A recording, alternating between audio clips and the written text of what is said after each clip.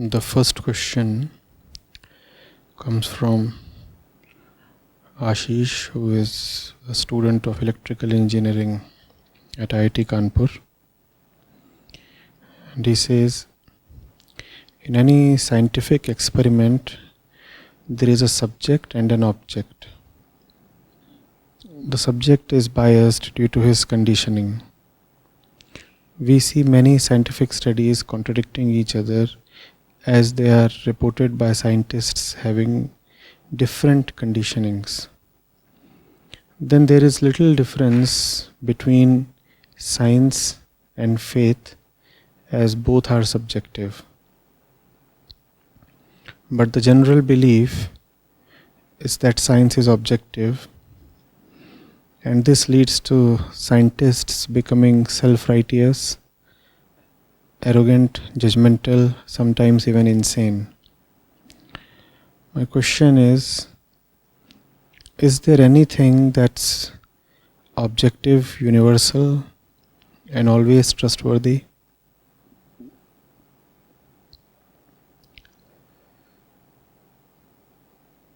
Ashish, the relationship between the subject and the object needs to be understood.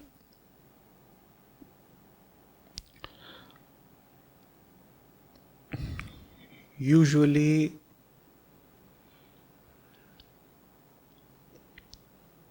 the subject operates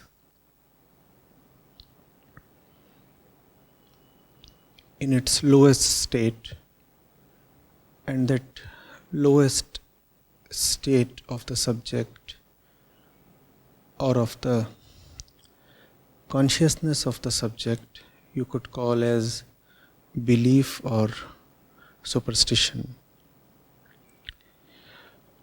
What happens in this state? The subject sees an object. The subject sees an object, and the subject certifies that the object definitely, absolutely does exist because the subject is seeing it. In other words, the subject is taking his own perception as absolute. The subject is saying, I am seeing that object, and that object exists, and that is absolutely certain because I am seeing the object. Things don't stop here. The subject goes on to say that whatever the subject perceives about the object, whatever the subject even feels or imagines about the object, is bound to be true and is therefore not available to investigation. This is the lowest state of the relationship between the subject and the object. This relationship is called consciousness. This is the lowest state of consciousness. You're looking at an object, and looking at that object, you get certain ideas about that object, or those ideas about that object have come to you from tradition, or stuff that you have read from somewhere, or stuff that you have somehow cooked up or concocted. And whatsoever is your idea regarding the object, you are placing absolute certainty in it. You're saying there is no need to inquire, there is no need to experiment. The thing is this way because I feel it is this way. So let's say you are looking at water. So first thing that you are saying is water is. Water is. Water exists. And why does water exist? Because I experience it. Because my eyes can see water, my skin can touch water, my tongue can taste water. So water is. So far so good, fine. Let's accept water is because your senses perceive and experience it. But you don't stop at this. In the lowest state of consciousness, you go on to say many a thing about water that are purely fanciful. For example, you might say that water comes from fire. Fire, when cools down or condenses in some way, leads to water. Or you might say that fire and water are twin brothers coming from a common mother called the earth. And you might narrate an elaborate story about the genesis of these two twins and how they got separated later on in their evolution and such things. So many things can be there. And you start placing great confidence in these stories. These are your own stories. But you start taking them as the absolute truth. So you are saying water exists, and you are saying so many other things about water, and you do not want to inquire, explore, experiment, investigate. These words are anathema. You don't want to really question your belief. You might say that water from one particular place is more sacred than water from another place. You might want to say that if there is rain on a particular day, then the water falling from the skies has medicinal properties. Or you might want to say that if a holy man touches water, then that water gets consecrated and the water can then be used to heal patients of all sorts. And you can have all these things. This is the lowest state of consciousness. Unfortunately, mostly all of us dwell most of the time in this state. Higher than this is the scientific state of consciousness. How is the scientific state of consciousness different from the believing or superstitious state of consciousness? First of all, we will see how is the scientific state a bit similar to the superstitious state, because that's what you have asserted in your question, Ashish. You have said science and superstition are much the same, because in both of them the subject is biased and conditioned. So we'll first look at the similarity. The similarity is that even in the scientific state, the subject unconditionally and absolutely agrees to the existence of the object. The subject, who is the scientist here, says water is visible. therefore water is. And this was something the observer or the subject in the lowest state too was averring. Was he not? He was saying water is visible, so water indeed does exist. The scientist till this point agrees with the superstitious mind. The scientist too agrees that water is perceptible to senses, therefore water exists. So the scientist too takes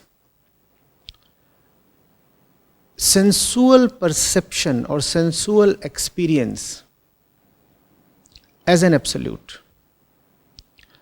Scientist is saying the world exists. The world indeed does exist. Why? Because I experience the world. And when we say the world exists, that includes water, trees, suns, moons, stars, atoms, everything. Because I experience matter, so matter exists. In other words, the scientist is saying that I am absolute, and therefore whatsoever I perceive is absolute. In believing the absoluteness of the perceived object, science is in fact lending credence to the absoluteness of the subject. The water exists because I am ratifying that water exists. And if I am ratifying with my eyes, with my mind that water exists, water has to exist. In other words, this is not so much of a certainty in the existence of water as it is certainty in the absolute infallibility of sensual experience. I am experiencing water, so water has to be there. But beyond this point, science does not allow the subject to have a free run. Right? Beyond this point, science will not admit the fancies of the subject. So water exists, but if you will say, well, you know, water has a lot of nitrogen in it, then science will just not take the assertion of the subject on face value. Science will say, fine, you are claiming that water has a lot of carbon or nitrogen in it. We'll check, we'll experiment. Now here science gains superiority on superstition, because the superstitious mind is not only saying that water exists, but is also saying a lot of other things about the existence of water. It is those other things that the scientific mind is not at all willing to admit. The scientific mind now relies purely on experimentation. Once it has admitted that water exists, now it would rely on experimentation. It would say, what I am producing as a result must be verifiable by another person. It must be falsifiable. So there is honesty and authenticity in the scientific method compared to the method of the superstitious mind or consciousness. Are you getting it? So you see, there is similarity between the scientific mind and the superstitious mind. What is the similarity? The similarity is that they both posit faith in the existence of matter, in the existence of the object. To that extent they are similar. Yet there is a great dissimilarity also. The great dissimilarity is that the superstitious mind will say, well, water has memory. Or water has such property, this feature, that attribute, lot of other things can be said about water. No? Who can stop imagination from running wild? You can say anything. And you can say anything, especially if what you are saying is never going to be checked or verified. In science, such wild and unfounded claims are not allowed. They are not even disallowed. They are just checked. You can claim anything, fine. But if you will claim something, it will be checked. It will be passed through a grueling process of authentication. That's the scientific way. So, in that sense, science differs greatly from superstition.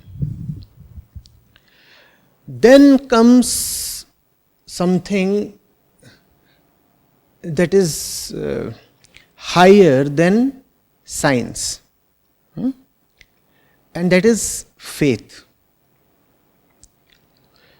Now, what is this state of consciousness called faith? You see, in both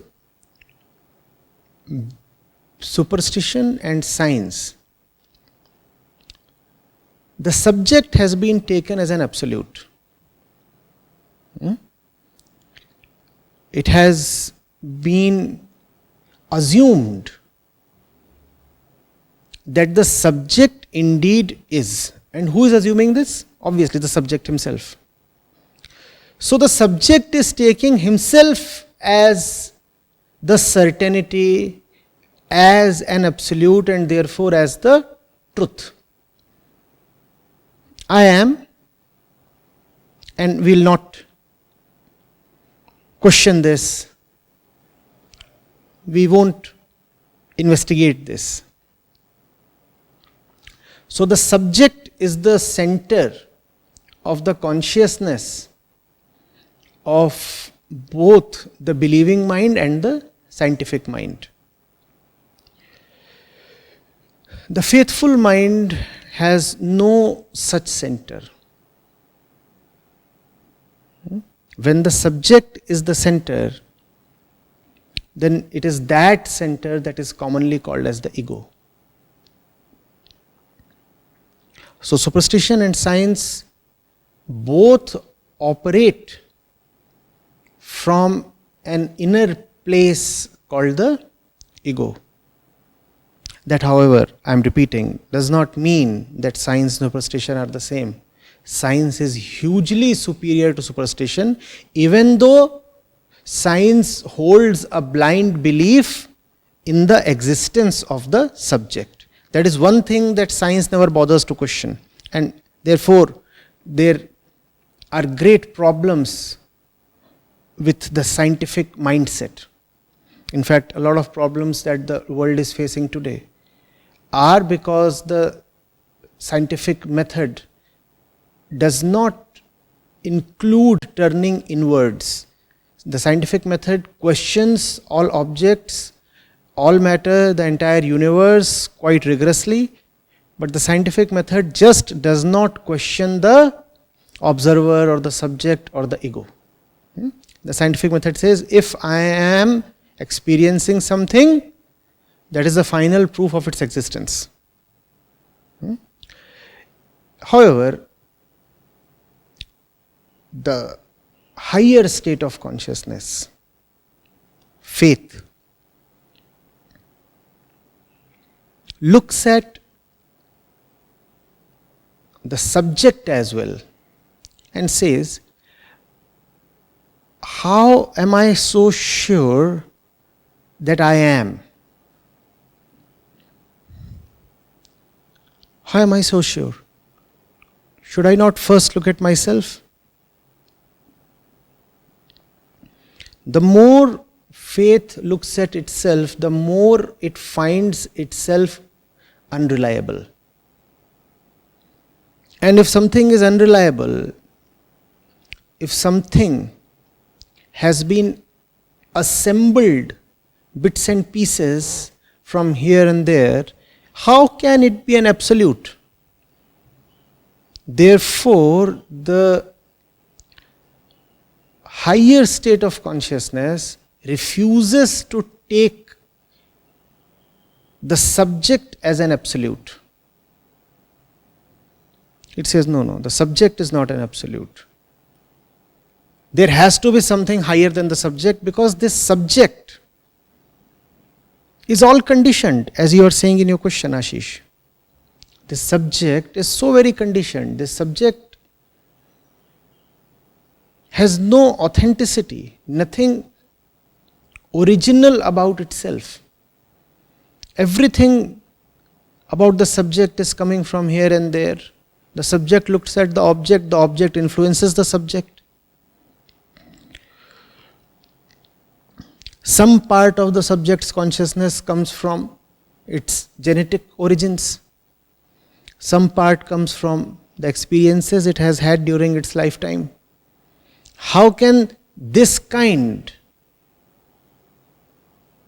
of an assembled subject be called an absolute?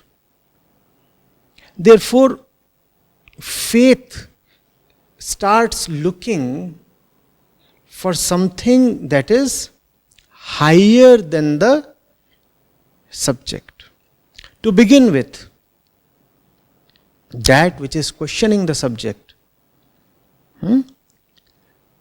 is higher than the subject. That which is questioning the subject is higher than the subject, and that is commonsensical. The investigating agency has to be higher than the investigated object. No? But then the agency that is questioning the subject is itself some layer of the subject. No? So even that layer would be contaminated by conditioning. Therefore, even that layer has to be transcended. So you move to the next layer, and then to the next layer, and then to the next layer. Finally, you place absolute trust only in something that is not at all conditioned or contaminated or subject to be influenced by anything. The absolute has to be something that is not a product of conditioning or physical processes, space or time. Are you getting it? That's faith. Faith that refuses to take the person, his mind, his ego, his concepts with any seriousness. Faith says, forget about what you are saying or claiming. Even the one making claim is not worthy of any trust. How do I trust your claims when even you cannot be trusted? You are saying so many things about water. How do I trust those things that you are saying about water when even you are surely not trustworthy?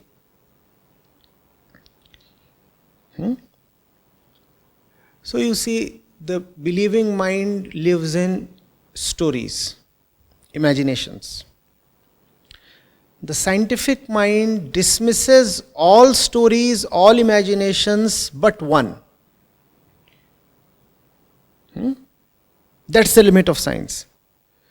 Science does not admit any subjective stories, any imaginations, any fancies. But one story sneaks in through the iron gate of science. That iron gate is meant to defend against all subjective bias. But still, one fundamental bias manages to sneak in. What is that one fundamental bias? The world does exist. That story science never bothers to question. And why does science easily admit that the world does exist? Because the one making the claim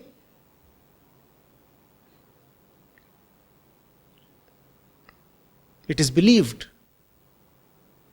does exist.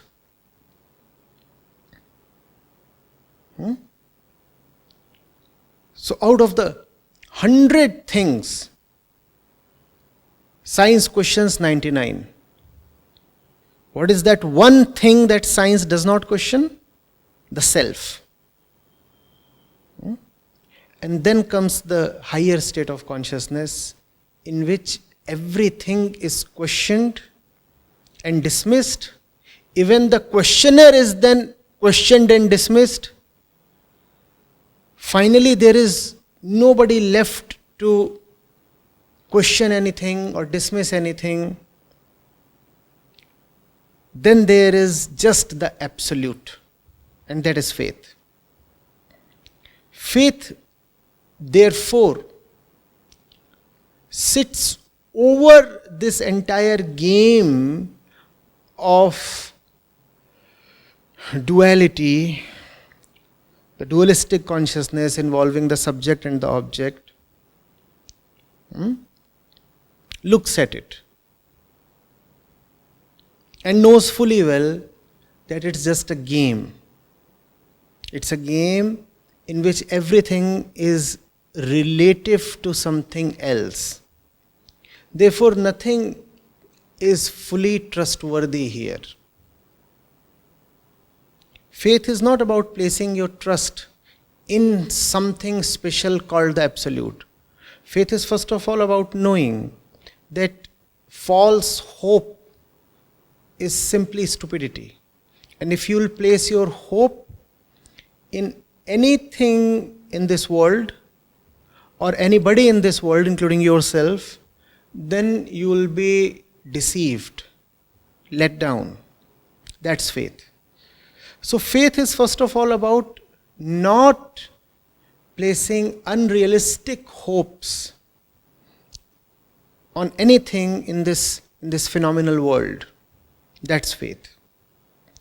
Faith is fundamentally not positive. Faith cannot have an object to depend on.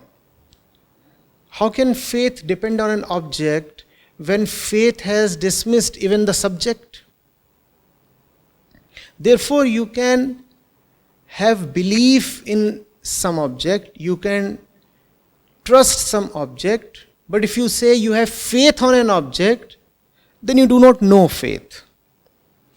Faith is objectless, faith is subjectless. What is faith then?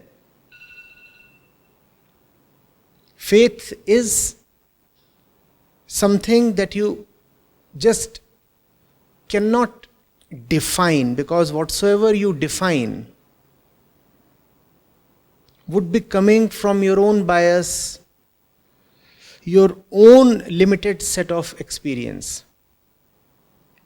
Any attempt at providing a definition would merely be an attempt at asserting the existence of the subject providing the definition. Faith has no fondness towards the subject called you or the self or the ego. Next you ask, is there anything that is objective, universal and always trustworthy? You see, if you say that there is something that is objective, then you have to realize that all objects depend on the subject called you for their very existence. If you are not there, who is there to certify or verify that any object indeed does exist? So if you'll ask for something that is objective, you will have to create a subject. Even when we say with respect to a thing that it is objective, all that you are saying is that the various subjects that you know of agree to a great extent regarding that particular thing you are calling as objective. But still, all of those subjects and only those subjects are there to ascertain the existence of that thing, right?